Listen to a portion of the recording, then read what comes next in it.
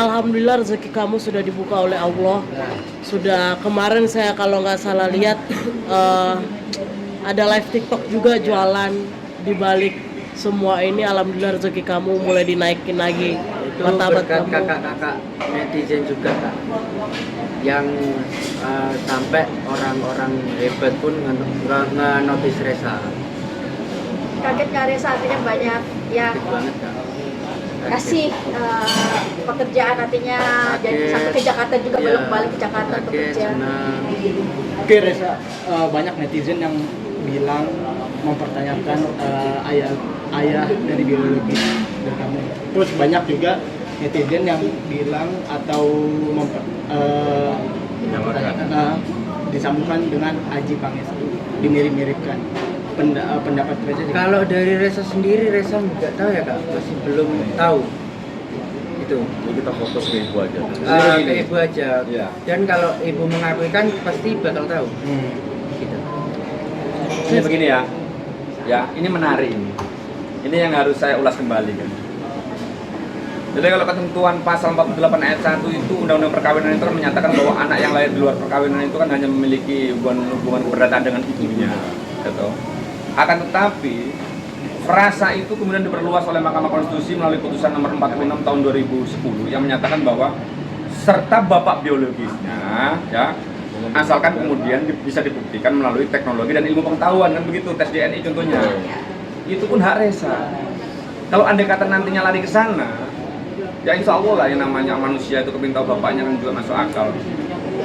Dalam hal ini saya ingin memohon kepada kawan-kawan agar sedikit memahami persoalan ini. Yang namanya manusia, siapa yang tidak kepingin tahu bapaknya. Tetapi kalau untuk nama, saya tidak pernah menyebut nama karena takutnya fitnah. Betul. Dulu. Biar nanti ibunya yang menjawab itu. Begitu. Reza, ada lagi? Reza, after ini akankah berkarir di Jakarta atau akan Balik untuk- Banyuwangi. atau- Banyuwangi, Jakarta. Ya. Kalau wala kuatai lagi. Berarti siap untuk meniti karir Di Jakarta. Jakarta. Ada rencana juga nggak Reza menikah dalam waktu dekat atau bagaimana? Sorry ya, sebentar. Jawab. Itu tadi sudah diulangi dan garis bawahi untuk pertanyaan-pertanyaan yang sifatnya nanti berpotensi, ya. Bismillah, la wala wala quwwata illa billah. La wala wala quwwata illa billah. Itu bendanya yang diatur. Kalau rencana pasti ada, gitu. Rencana pasti ada. La wala wala lebih ke quwwata illa fokus ini ya? Ya. Berarti menata karir dulu semua sekali. Itu ada lagi? Oh mungkin after, kan kebanyakan untuk mediasi, untuk agenda selanjutnya minggu depan itu apa sih Om? memasuki persidangan nanti. Sidang pertama itu untuk menentukan apa namanya jadwal, karena kan ekot kan sifatnya kan. Mungkin nanti akan menarik ketika masuk ke proses persidangan. Andai kata nanti saya tidak dipotong hakim soal aktor seputar forum re ya, karena kan kemenangan pengadilan negeri untuk mengadili perkara itu kan bisa jadi kan di pengadilan negeri Tangerang, ya toh, bisa dipindah. Akan tetapi ketika hakim mengambil keputusan itu, ya saya takut itu hakim tidak bisa menerjemahkan ketentuan sebagaimana yang diatur di dalam pasal 118 AIR, khususnya ayat 3, bahwa di dalam ayat 3 itu kandungan di dalam konteks pasal itu sebetulnya efisiensi. Jadi asas peradilan yang cepat, biaya ringan dan sederhana itu harus teraktualisasi di dalam ketentuan itu. Kalau hakim memindah ke pengadilan negeri Tangerang, maka hakim akan menyatakan bahwa persidangan ini akan bersifat mahal yang pertama, ya toh, lama yang kedua, dan tidak sederhana, jauh soalnya. Saksi harus dari Surabaya, dari Banyuwangi harus pindah ke Tangerang. Saya harap semoga saja nanti hakim tidak memutus itu. Makanya nanti proses pembuktian, saya tunggu nanti tidaknya Denada itu di proses pembuktian. Akankah nanti Denada sendiri wajib dihadirkan Om di Kalau- persidangan? Ya saya tidak tahu soal hadir atau tidak hadir itu, hadir atau tidak hadir itu karena memang kapasitas kepadatan schedule, apa karena rasa malunya gitu. Itu saya nggak bisa menjawab itu. Yang jelas tidak harus hadir. Ya, tetapi kalau memang you merasa benar, tidak salah, ya sudah, tunjukkan saja wajahnya. Karena bagaimanapun sembunyi dimanapun pasti akan muncul kan nantinya kan. Itu makanya Bismillah lah, jangan ditambah perpanjang. Nah, itu. Oke? Denada. Reza, satu lagi.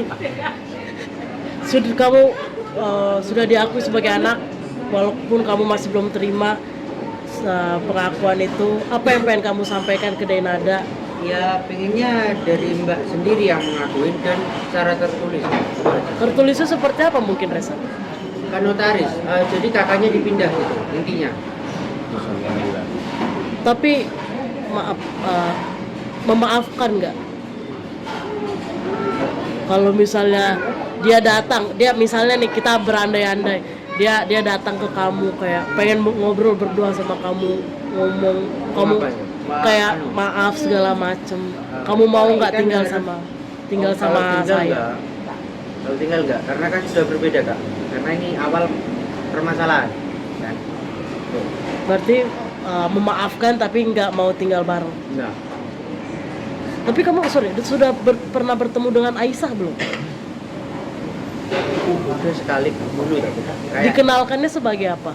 Kan pasti ini kenalin Om nih, ini Pak D segala ya macam. anaknya Mbak Dena. Enggak Ini adik maksud. kamu ya gitu. Kamu Oh. biasa. Oke. Reza, Oke. Reza ngomongin isu pernikahan, kata bener gak sih kamu emang udah menikah sama videoan juga sudah punya anak satu? Buktinya mana kak? Dari Begini. Jadi tolonglah ya nanti dari pihak siapapun itu termasuk Denada lah, kuasa hukumnya lah.